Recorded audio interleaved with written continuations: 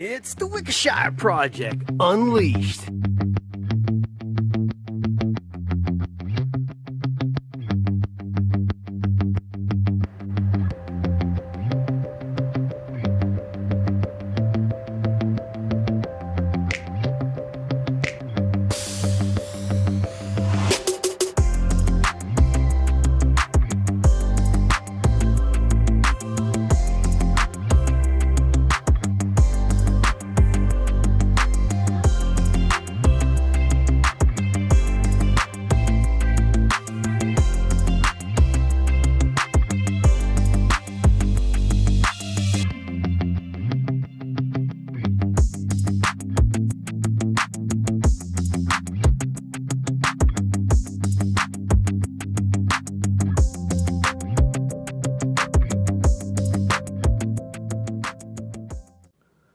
Welcome back to the Wickshire Project. I want to go over a few things with everybody about our shed to house conversion.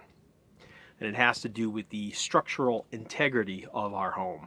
So during construction, as you guys know, this is a converted shed and we're turning it into a house. The realtors came by this morning and they're showing some other people some properties around here. And I got to talking to them and we were talking about solar.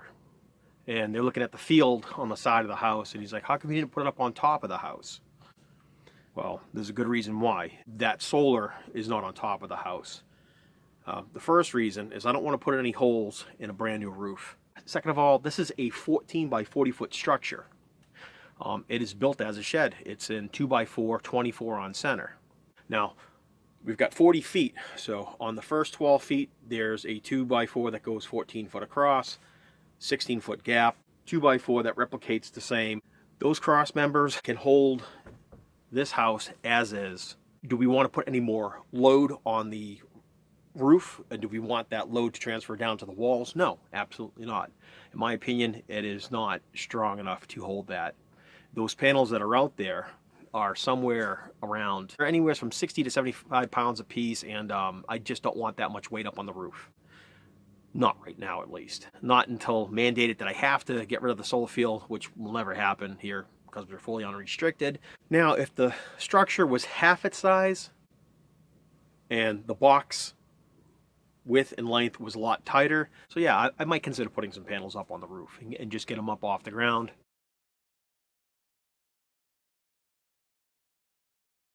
Problem with that when you have solar is they're fixed. They're fixed at a certain angle. Now the house is facing east to west. That means the roof goes from north to south. That means any panels you put on the front are only going to get the morning sun, and any panels you put on the back are just going to get the afternoon sun that's setting. So ideally for us, its location is perfect. The solar field runs basically from east to west, and the sun goes across that solar field all day long. And that's better, right? You get more solar power. The other concern is this is sitting on cinder blocks. So some of them, there's a lot of them that are just single cinder blocks that are going across the support beams under the house. And on the very corner, they're set in twos, you know, two down, two this way, two up top, two.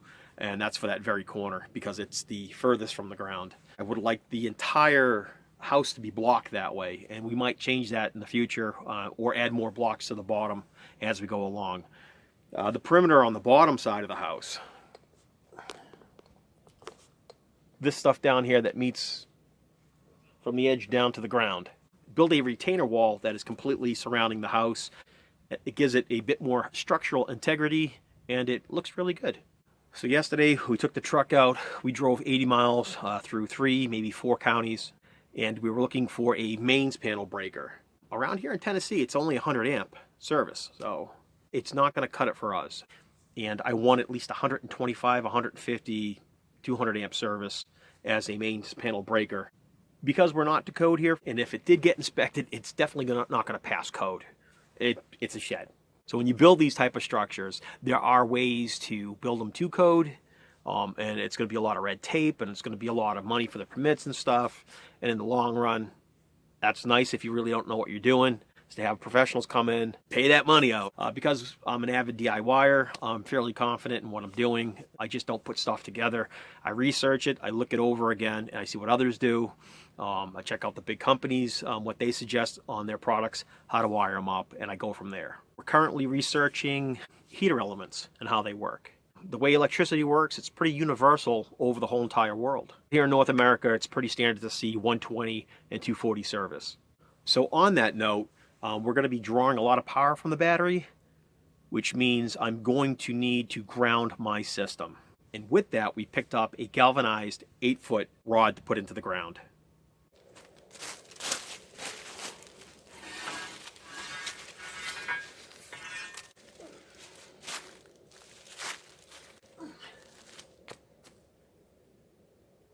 This here is galvanized, and I probably shouldn't be touching it with my fingers. You're supposed to wear gloves when touching any kind of metals. This is a big 8-foot galvanized rod. This is what we're going to use for the house. We'll get it buried just so the very tippity top portion is just poking out near the house, and then I would say about 3 feet we're going to put another one and daisy chain those. How do you install these? Well, you're going to need a ladder, that's for certain.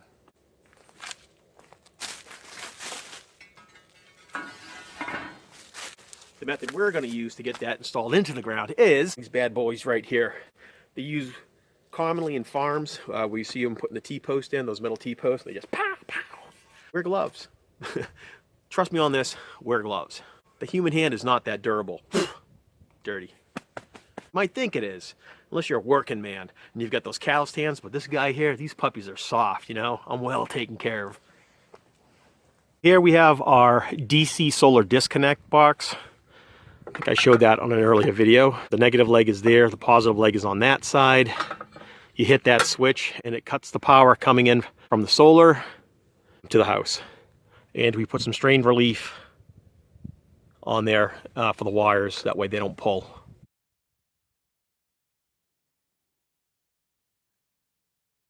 So my yard looks like Katrina kind of ran through here and devastated it. We pulled the tent down to get it out of the way for the tractors. This is the chicken wire. This is that welded wire, that tacked welded wire that we brought in. We're going to make a circle out of this and then take all the leaves in the yard, pile it in there. Any organic food waste from the house, any of the chicken manure that's over there is all going to come into this leaf pile, and we're going to compost it. Items that are a necessity that keep your homestead functioning well. Primary example, garbage pail. This thing is thin plastic. It's already got cracks and chips all through it. You're going to get a garbage barrel, get a high quality one. Just spend a couple extra bucks and get something that's durable. There's been an electrical issue on the truck. Well, not this here. This is what happens when you live in New England. And good thing we moved south. They don't put salt on the road. But yeah, up north, if you don't rinse your truck off, that's what's going to happen. It's going to eat right through. So the light was, it's not secured here on the bottom. It needs a clip. So we'll put the screw into the metal plastic bottle cap, and that's my quick fix for this until I can get a clip for it. My backup light works, my turn signal works, but my running and brake light does not work, which means if we've got power in the system, it's fused and it's all running great, there's a wiring issue. So I went underneath there and soldered the wiring together, replaced the bulb. So there's some wires that are broken here. That runs to the LED strip that someone added on. I don't care about those. Coming in off the harness, and the other brown wire there was broken. So what I did is I soldered in just a temporary wire. I'm going to go wrap that up with some electrical tape and call it a day, and then tuck all that back inside the harness, and it should be good.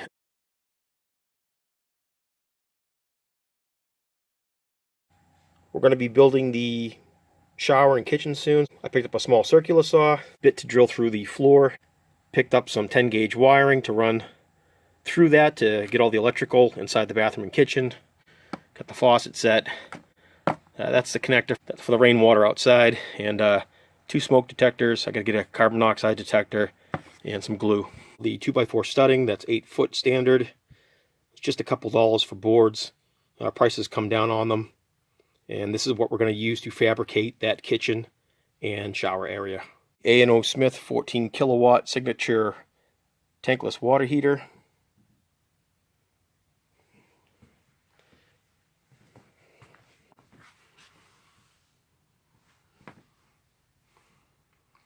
And I already picked up the shark bites and thread bits for that. If you haven't subscribed and you enjoy some off-grid content and you want to watch a shed to house conversion, cabin / tiny home, hit that subscribe button, hit the notification bell. It'll let you know every time we put up a new video. Smash that like.